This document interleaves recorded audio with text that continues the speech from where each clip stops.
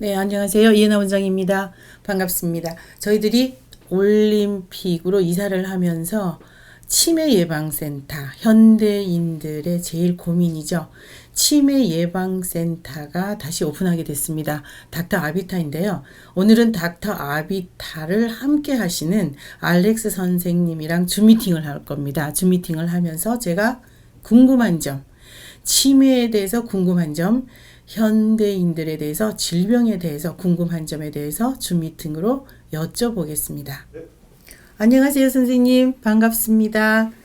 저희 닥터 아비타를 함께 하시는 질병예방센터의 임원이신 알렉스 김 선생님 소개하겠습니다. 네, 안녕하세요. 반갑습니다.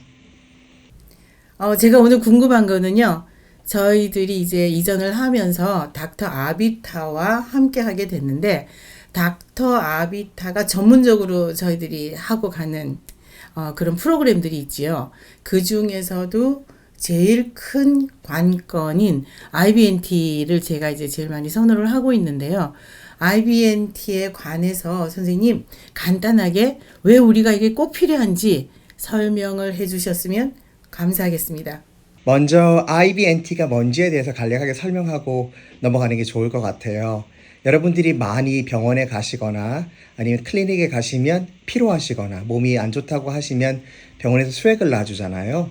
링겔이라고 하는 것들이 바로 IB라고 볼 수 있는데 이거에 여러 가지 방법들이 있어요. 전통적으로 병을 위해서, 병을 치료하기 위해서 수액을 넣어주는 것과 영양소, 흔히 말하는 저희가 비타민이라고 그러죠. 비타민을 넣어주는 방법들이 있습니다. 이런 걸 영양수액이라고 하는데 IBNT라는 말은 바로 정맥을 통해서 이런 비타민에 관련된 영양을 고용량으로 이렇게 환자에게 맞춰서 적절하게 보충해 주는 것을 이야기합니다. 그리고 이것이 왜 중요한지에 대해서 지금부터 설명을 간략하게 드릴게요.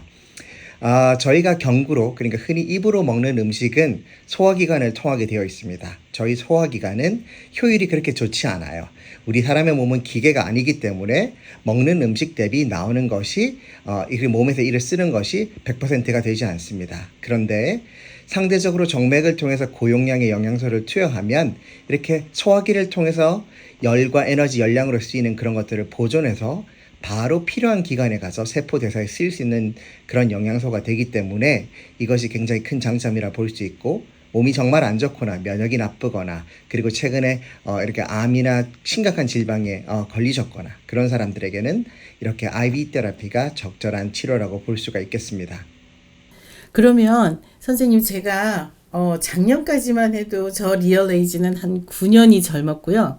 올해는 10.5년이 젊게 나왔습니다. 작년보다는 좀 더 젊게 나왔죠. 그동안에 저도 IV 테라피를 해서 리얼 에이지가 좀 더 젊어지게 나오고 있는데요.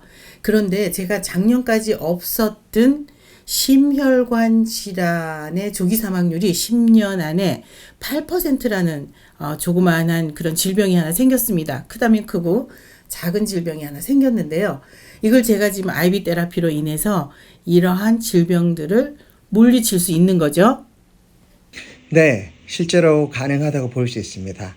저희 같은 서양의학을 전공한 흔히 말하는 MD, 저희 같은 이런 전통적인 서양의학을 한 의사들 같은 경우에는 저희가 상대적으로 바라볼 때 이런 IV 테라피나 영양소에 관한 것들은 대체의학의 성향이 강하기 때문에 저희들이 이런 것에 대해서 많은 관심을 두지 않았던 것이 사실입니다. 그러나 최근 의학적인 경향은 저희가 세포 단계 그리고 유전자 단계까지 저희가 이제 병과 질병을 연구하게 되면서 세포 대사에 대해서 더 많이 알게 되었고, 그 세포 대사를 원활하게 하는 것이, 그리고 세포의 노화를 막는 것, 그 활성산소로 인해서 세포가 늙고 사멸하는 것, 이런 것들을 늦춰주는 것이 바로 안타에이징의 중요한 한 팩터가 될 수 있다는 것을 저희가 알게 되었습니다. 그래서 서양의학을 하는 저희 같은 의사들도 점점 이렇게 영양소나 이런 것들에 더 많은 관심을 두게 되었죠. 방금 원장님께서 말씀하신 리얼 에이지 같은 경우에는 사실 하나의 요인 때문에 이렇게 측정하기는 꽤 어려워요. 그러니까 여러 가지 요소가 가미된 것이라고 볼 수 있기는 한데요. 그것이 질병 그런 리얼 에이지가 낮아졌다. 이런 것은 분명히 좋은 일이지만 그리고 상대적으로 또 다른 심혈관 질환에 대한 그런 것들에 대한 질병의 그런 위험도가 더 상승했다면 지금 적절한 치료를 할 시기로 보여집니다. 저희가 대중적으로 말하는 전통적으로 말하는 치료라는 개념은요. 과거에 저희 의학에서는 증상 대비 치료를 했죠. 이런 걸 대증적 치료라고 합니다. 만약에 내가 감염이 되면 애너바이오틱 항생제를 치료하고요. 그 바이러스에 감염되면 항바이러스제를 치료하죠. 줘서 치료를 합니다. 그러나 이런 약들은 항상 부작용을 낳습니다. 정상세포도 영향을 받고요. 영양소 결핍도 가져오게 되죠. 가장 시급한 박테리아나 바이러스를 치료를 했음에도 불구하고 환자들이 그 병에서부터 회복되는데 시간이 걸리는 이유가 바로 여기에 있다고 보면 됩니다. 세포들은 대사하는데 꼭 필요한 영양소들이 있습니다. 그런데 우리 몸을 치료하기 위해서 투여했던 항생제나 항바이러스제 자체가 세포 대사에 영향을 끼쳤고 그리고 건강한 세포도 제대로 활동하지 못하게 했던 것이죠. 그래서 회복되는 시간이 오래 걸리고 그 나이가 들어감에 있어서 또 활성산소가 또 세포의 노화를 일으키고 세포 사멸을 이끌고 꼭 필요한 곳에 있어야 될 세포들 그리고 특히 심장이라면 심혈관이라면 그런 쪽에 있어서의 그런 세포적 대사가 막혀 있거나 활동이 원활하지 않기 때문이라 볼 수 있습니다. 그래서 이런 경우에서는 저희가 영양소, 즉 고용량으로 필요한 영양소를 적절히 공급하게 된다면 세포적인 아주 그런 미시적인 세포에서의 그런 대사가 원활하게 되고 그러면 그런 것들이 위험도가 감소하고 치료될 수 있을 것으로 전망하고 있습니다. 네. 그러면 선생님, 저 같은 경우는 이제 막 시작하는 심혈관 질환인 것 같습니다. 그러면 어느 정도 치료를 받아야 이 IVNT를 몇 회 정도를 받아야 그 심혈관 질환의 8%에서 좀 벗어날 수 있는지요? 네. 솔직히 이렇게 한 사람의 그러니까 원장님 같은 이런 특수한 경우에 한 사람을 두고 방금 그 질문에 대한 답을 이 자리에서 다 내리기는 사실은 힘듭니다. 제가 좀 더 쉽게 얘기를 해드릴게요. 사람의 질병이 왜 오는 건가? 이게 아마 궁금하실 거예요. 저는 이 질병을 연구하는 병리학자로서 얘기 드릴 수 있습니다. 세포가 늙어요. 세포가 늙고 죽습니다. 그럼 대부분 세포는 재생이 되지요. 이런 것들이 이제 바로 다 재생이 되게 되어 있는데 그럼에도 불구하고 재생되는 과정에서 어떤 것들은 변형을 일으키죠. 유전적으로도 변형을 일으키고 이런 것들을 저희가 암세포라고 그럽니다. 그런데 건강한 세포가 재생되는 과정에서 생기는 암세포가 모두 암이 되는 것은 아닙니다. 저희 인간이 가진 면역세포들, 즉 B세포, T림프구라고 하는 것들이 그 즉시 그런 세포들을 잡아먹게 설계가 되어 있습니다. 이런 것들을 저희는 면역계라고 부르고 면역계가 활성화된 건강한 보통의 사람이라면 암은 이렇게 발생하지 않아요. 그런데 특히 NAD라고 하는 그런 특별한 이런 영양소가 태어날 때 태아에서부터 인간은 나이가 들 때까지 계속 감소하게 되죠. 태아 때부터 50세 때 기준으로 해서 절반 이하로 줄게 됩니다. 저희가 규명한 사실이 하나 있어요. 이 NAD가 암을 막아주고 심혈관 질환을 막아주고 노인성 질환을 막아주고 성인병을 막아준다는 그런 사실들이 밝혀져 있습니다. 이런 영양소를 공급한다면 방금 앞서 말씀하신 원장님의 상태들 심혈관계 질환이든 여러 가지 당뇨든 여러 가지 건강의 성인병 질환들은 분명히 정복되고 관리가 될 수 있습니다. 이와 더불어서 제가 꼭 덧붙여야 될 말이 있습니다. 저희 닥터 아비타에서 하는 5대 항산화 사이클 진료 이런 것들을 꼭 설명드리고 싶은데요. 저희가 흔하게 말할 때 항산화 효소 즉 5가지를 대라고 하면 비타민 C, 비타민 E, 글루타치온, 셀레늄 그리고 알파 리포산 이렇게 5대 항산화 사이클을 얘기합니다. 이 5가지는 서로 얽히고 설킨 관계입니다. 하나의 영양소가 공급되었다고 해도 다른 영양소가 받쳐주지 않으면 재생이 되지 않고 그 효과가 오래가지 않습니다. 아까 원장님이 중요한 질문을 하셨습니다. 얼마나 오래 해야 되나요? 얼마나 자주 해야 되나요? 이런 것들은 저희 닥터 아비타 프로그램에서 하는 개개인의 건강 상태를 정확한 진단 툴을 통해서 먼저 진단한 다음에 그 결과를 바탕으로 제가 커스터마이즈한 수액을 처방할 수 있을 것 같아요. 그때 제가 처방하는 수액들은 고용량의 항산화 효소와 더불어서 NAD와 같은 이렇게 특별한 영양소를 적시에 공급하는 계획을 세울 겁니다. 환자의 체중과 체형 그리고 기저질환을 고려해서 제가 오즈몰이라고 하는 그런 적절한 용량을 제가 계산을 할 것이고요. 그 용량대로 제가 그 맞춤 환자 처방을 할 테니까요. 원장님께서도 아마 제가 처방하시는 그런 수액을 받게 되실 걸로 보여집니다. 네, 선생님. 제가 이제 이 엔타이징을 시작한 지는 벌써 8년 지나 9년에 접어들었고요. 저희들이 이제 이런 닥터 아비타를 통해서 또 여러분들한테, 많은 분들한테 이러한 이제 사이트도 있고, 이러한 저희들의 이제 건강하게 할 수 있는 그런 IBNT도 있고, 이런 것들을 알려드리고 싶어서 이런 유튜브 채널을 이제 만들게 됐는데요. 그러면 선생님, 제가 제일 궁금한 거는요, 저는 제일 무서운 게 치매예요. 그래서 치매에 대해서는 이러한 수액 테라피라든가, 물론 음식도 많은 영향을 주겠지만, 항산화된 부분들을 좀 줄여간다면, 현대인들이 극복하지 못하는 그러한 질병과 치매에 대해서는 많은 효과를 볼 수 있겠네요. 네, 맞습니다. 지금 원장님이 말씀하신 것에 전적으로 동의할 수가 있습니다. 아까 앞서 제가 말씀드린 바와 같이 전통적으로 저희 20세기, 저 1900년대까지는 저희가 암에 대해서도 잘 몰랐고요. 암이 어떻게 행동하는지에 대해서 그런 역학적인 관계도 저희가 완벽하게 구현해내지 못했습니다. 제가 지금 얘기가 조금 돌아가는 것 같은데 잠깐만 말씀드리고 넘어가야 될 부분이 바로 항암제의 예라고 볼 수 있어요. 방금 제가 원장님이 치매를 얘기하셨는데 왜 뜬금없이 항암제를 얘기하느냐? 제가 짤막하게 얘기를 드리겠습니다. 항암제의 기원은 1차 세계대전으로 거슬러 올라갑니다. 상대의 군인을 죽이기 위해서 굉장히 독성이 강한 독극물을 개발해내죠. 사람을 죽이기 위해서요. 그런데 독극물이 사람에게 주입됐을 때 어떤 세포는 공격하고 어떤 세포는 공격하지 않는 그 단계까지 저희가 연구가 진행이 되게 됩니다. 1차 세계대전이 끝난 다음에요. 그것이 오늘날 첫 번째 항암제, 1세대 항암제, 바로 세포독성 항암제의 기원이라고 볼 수 있는데요. 이 세포독성 항암제의 치료 원리는 간단합니다.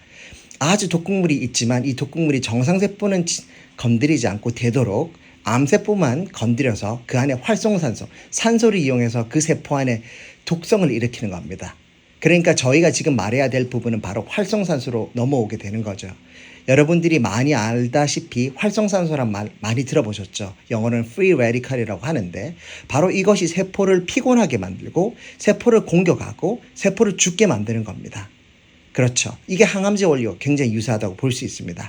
그럼에도 불구하고 이런 것들을 저희가 항산화 치료, 저희가 말하는 즉 이 산화 효과를 막아주는 항산화 치료를 해서 저희가 막아야 되는데 지금 아까 원장님이 말씀하신 치매는 바로 여기서부터 이야기가 된다고 볼 수 있어요.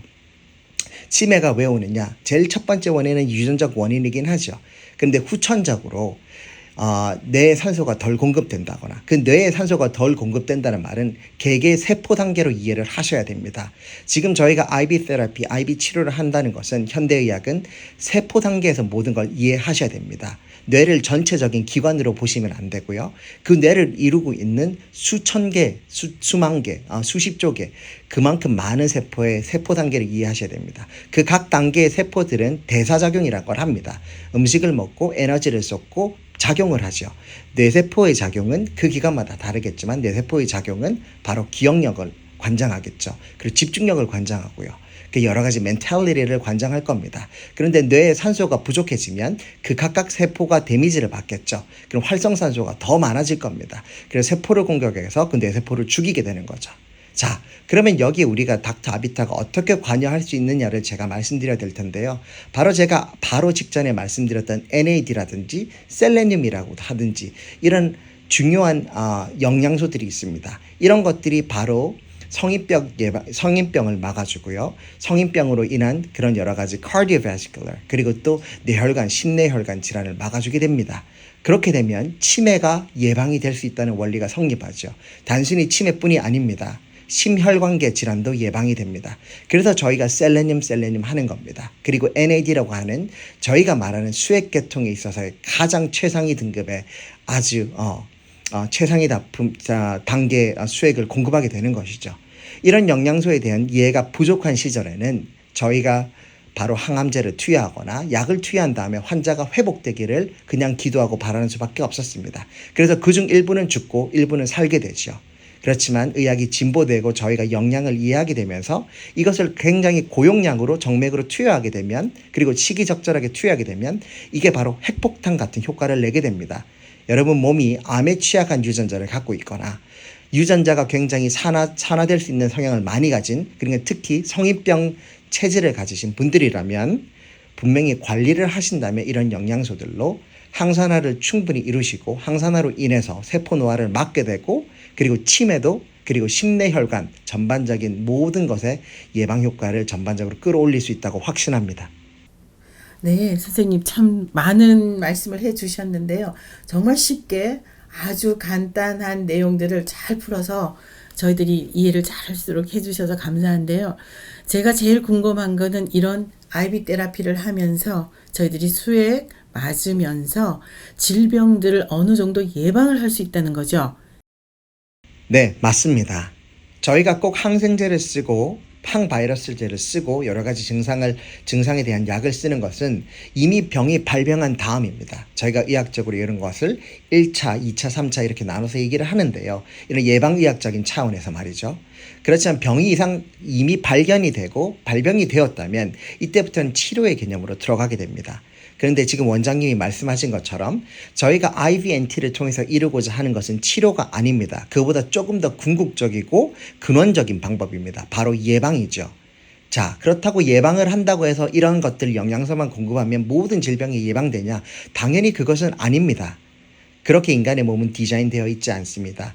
저희가 이런 것을 이해하기 위해서는 생리학과 그리고 생화학을 이해해야 됩니다. 생리학이라고 하는 것은 병이 나기 전 정상의 몸이 어떻게 구동되는지를 연구하는 의학의 학문이고요. 생화학은 그것을 바탕으로 해서 좀 더 깊이 들어갔을 때 세포 단계에서 그것이 어떻게 구현되는지를 밝히는 겁니다. 이런 것들이 의학의 진보가 있은 다음에 저희가 거기 영양소를 보게 되죠. 저희가 모든 세포가 제대로 구동이 되려면 소화기에 있는 세포는 소화를 잘 시키기 위해 존재하고요. 뇌세포는 기억을 잘하기 위해서, 판단을 잘하기 위해서 존재하고요. 심장세포에 있는 세포는 심장을 잘 뛰기 위해서 존재하는 거죠. 그런 세포가 각각의 메커니즘은 다 기능은 다르지만 메커니즘은 다 동일합니다. 바로 세포 대사라는 작용을 한다는 것인데요. 이 세포 작용에 대사작용이 있어서 필수적인 것이 바로 영양소이고요. 이런 영양소는 대체적으로 비타민에 해당한다고 보시면 되겠습니다. 비타민 B1, B2, B3, B5 그리고 B12까지, 그리고 알파리포산, 이런 필수 영양소들이 결핍이 되면요, 세포 사이클에 있어서 미토콘드리아까지 가지는 못해요. 그렇게 되면 에너지가 생성이 안 되고 세포는 결국 죽게 됩니다. 그래서 현대인들이 만성 피로에 시달리는 거예요. 비타민 B군이 부족하고 비타민 C가 부족해서 그렇습니다. 제가 굉장히 단편적으로 얘기 드렸을 뿐이지만 환자의 몸을 피검사와 그리고 소변 테스트, 저희가 닥터 아비타에서 시행하는 OAT라고 하는 유기상 검사가 있습니다. 이런 걸 통해서 통합적인 환자의 전체적인 건강 시그널 데이터를 다 엿볼 수가 있게 된 시대가 왔죠. 이 데이터가 있게 되면 환자 몸에 어느 기관에 어떤 영양소가 부족하기 때문에 내가 피로를 느끼는지, 요즘 깜빡깜빡 한다든지, 왜 요즘 이렇게 살이 찐다든지, 왜 밤에 잠이 안 오는 불면증에 시달린다든지, 이 모든 것에 대한 예방이 가능해집니다. 그것이 너무 심각해지기 전에, 즉 병의 단계로 가기 전에 그 부족한 영양소를 채움으로써 병이 예방이 되는 것이죠. 그것이 저희 닥터 아비타가 추구해야 할 치료의 방향이라고 볼 수 있습니다.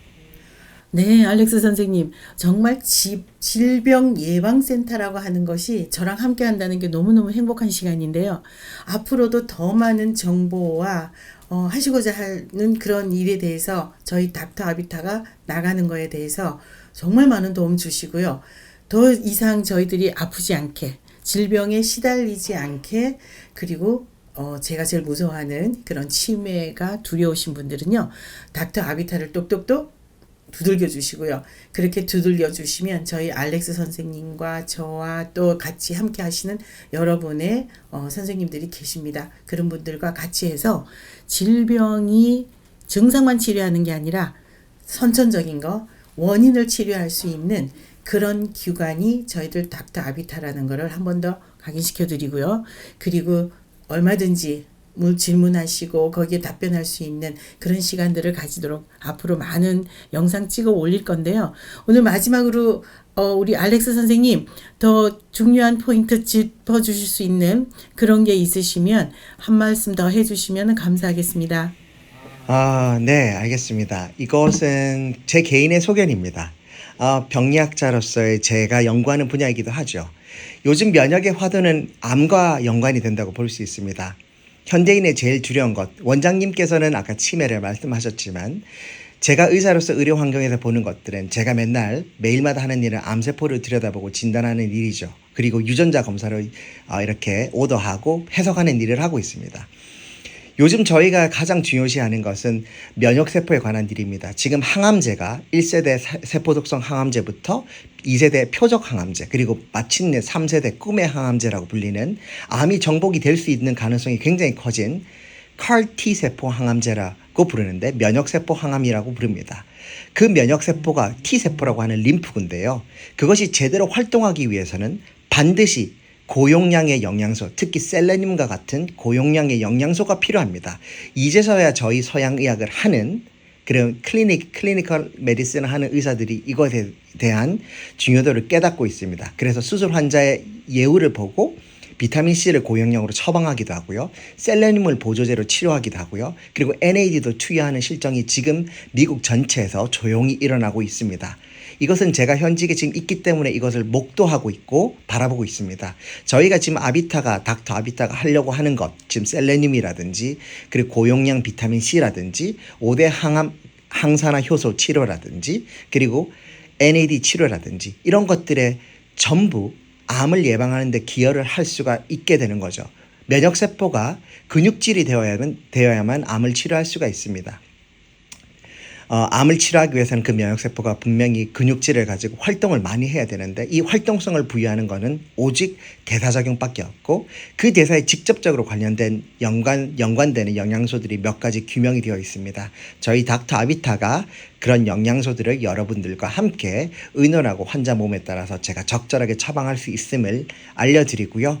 모두 암으로부터 자유롭고 그리고 치매로부터 그리고 그 외 기타 성인병으로부터 자유로워질 수 있는 그런 날이 반드시 올 거라고 믿습니다. 저희가 예방의 방점을 찍은 만큼 많은 분들이 상담을 해주시면 좋겠고 그리고 무료 상담이든 꼭 필요한 분에게 정확한 정보를 드리는 게 저희 프로그램의 목표니까요. 많은 분들이 저희와 함께 하셨으면 좋겠다는 그런 바람 전하면서 오늘 저는 이렇게 인사드리도록 하겠습니다. 네, 알렉스 선생님 감사합니다. 네, 감사합니다. 네, 다음 시간에는요. 이거 오늘보다 더 좋은 정보, 많은 데이터를 가지고 찾아뵙겠습니다. 감사합니다.